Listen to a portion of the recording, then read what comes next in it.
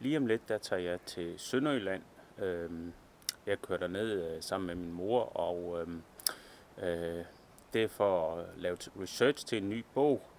Lige nu der har den arbejdstitlen Dansksindet under ørnebanneret, en biografi om Johannes Christensen.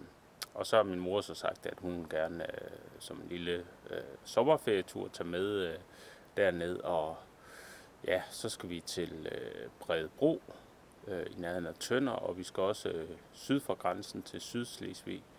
Og jeg håber, jeg kan finde rigtig mange gode dokumenter til den her nye bog.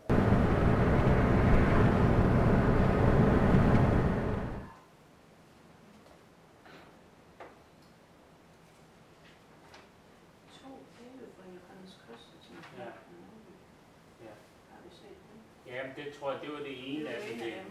Ja.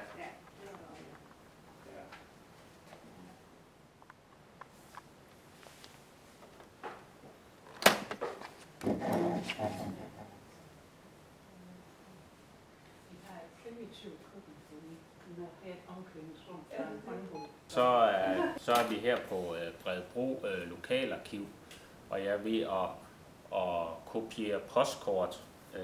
Hans Lindholms postkort. Han var Johannes bedste ven, da de var ved fronten under 1. verdenskrig ved Verdun.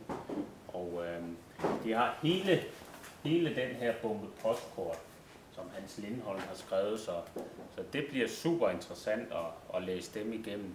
Og så er der også breve fra Johannes Christensen, som vi har fundet her på arkivet, og billeder fra afstemningen, da de stemte om at komme hjem til Danmark i 1920. Så det har været rigtig... der har været gevinst med besøget her i Bredebro, det må jeg sige. Så men nu skal jeg lige have scannet det sidste.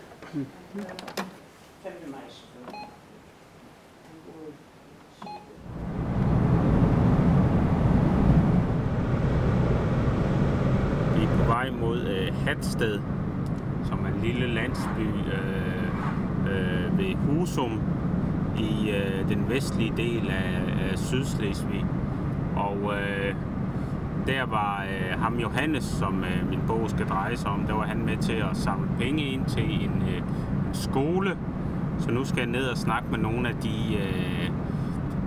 dem, der gik på skolen, dengang den lige var oprettet, og høre, hvad de kan fortælle.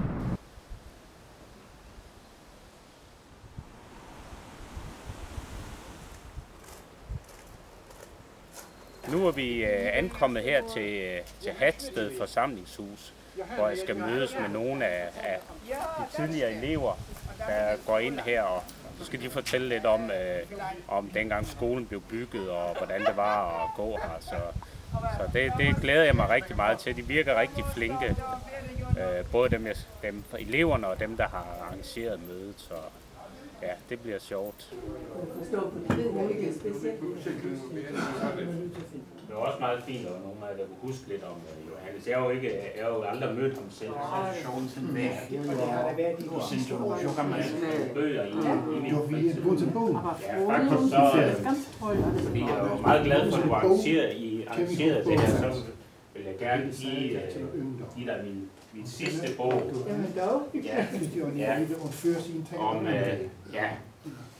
den danske monarki i den slesvigske krig. Det var da spændende. Ja.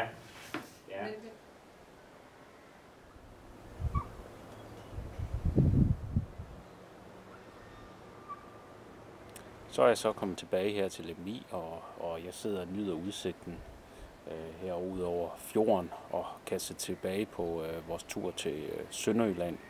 Og jamen, jeg synes, det var virkelig god gevinst på det research, jeg fik lavet dernede. I Bredebro Lokalarkiv fik jeg først og fremmest noget virkelig godt billedmateriale fra afstemningsdagen, hvor sønderjyderne stemte sig hjem til Danmark, og jeg fik også meget styr på den på Johannes venskab med Hans Lindholm, hvor meget det betød for ham, mens han var ved fronten der i Frankrig. Det mest spændende var nu nok at møde de gamle elever på Hatsted skole nede syd for grænsen i Sydslesvig. Det var rigtig interessant at tale med nogen, der havde kendt Johannes, og ja, det de fortæller om ham er også meget i tråd med det indtryk, jeg har fået af at læse hans erindringer, at han var, han var meget beslutsom på, at Danmark skulle have Sydslesvig tilbage. Han var også glad for børn, glad for at synge, sådan lidt besindig, lidt langsom til at få gjort tingene. Det er alt sammen noget, som jeg også synes, jeg kan genkende til i erindringerne, og det er også en måde, jeg ligesom kan sikre mig på, at det er sådan på det rette spor i den opfattelse, jeg har af Johannes. Besøget i Flensborg, det var så lidt begrænset, hvad jeg fik ud af det, og hvis der er noget andet, der var måske lidt skuffende, så var det, at Hans Lindholms feltpostkort, der skriver han meget, meget lidt, så jeg havde måske håbet, at han ville have fortalt lidt mere om, lidt mere detaljeret om de kampe, de var involveret i, men det er meget, meget kortfattet, det han skriver hjem i sine feltpostkort, men altså, så er der så mange andre ting, hvor jeg synes, jeg har været heldig med de ting, jeg har fundet. Og sådan er det jo altid, når man besøger arkiver. Der er sådan lidt lotteri, om man finder noget, eller man ikke finder noget. Så har min mor også været med på turen til Sydslesvig og Sønderjylland, og jeg synes, det har været rigtig dejligt at være to afsted på den tur. Vi har hjulpet hinanden med at finde vej nede i det område, og hun har også været så flink at stå for mad og hoteller, og så har hun også indimellem taget billeder og været på videokamera. Så det har i hvert fald været rigtig, rigtig rart, at hun er med. Men jeg vil lige høre, hvordan hun så har oplevet vores research-tur. Som Sune siger, så var jeg jo med, og det var jo sådan for mig en turist- og fornøjelsestur, som jeg var meget glad for. Og noget af det, jeg var rigtig glad for, det var at være med på sådan nogle arkiver og se, hvordan det er indrettet der, og hvordan man kan arbejde med tingene der. Så synes jeg, at jeg var meget imponeret af Sune, af at han havde fået alle de der fuldstændig vellykkede aftaler. Der var ingenting, der glippede. Han fandt hen til, hvor det var, og næsten uden besvær. Og han er også utrolig god til at snakke med folk og interviewe folk sådan helt rolig og hvad skal man sige, venlig over for den. Og så er det en tredje ting, det var jo simpelthen at møde de mennesker der, som det var jo nogle typer. Altså lige fra damen på Bredebro lokalarkiv, der var så sød at give os kaffe, som jeg snakkede med, hvor vi så, hun kom ind på sine børnebørn, og så kunne jeg jo fortælle, at nu var det ikke så længe, inden jeg får et.